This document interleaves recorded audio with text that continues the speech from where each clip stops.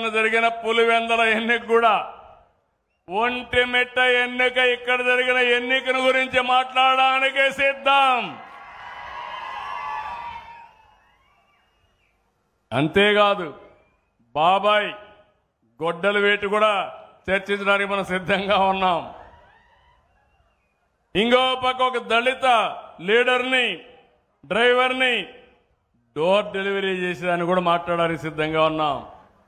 మీరందరూ గుర్తుపెట్టుకోవాలి, కోడి కత్తి డ్రామా, గులకరాయి డ్రామా మర్చిపోయారా తమ్ముళ్ళు? మీరు ఏమమ్మా ఆడబిడ్డ మర్చిపోయారా మీరు అంటున్నా?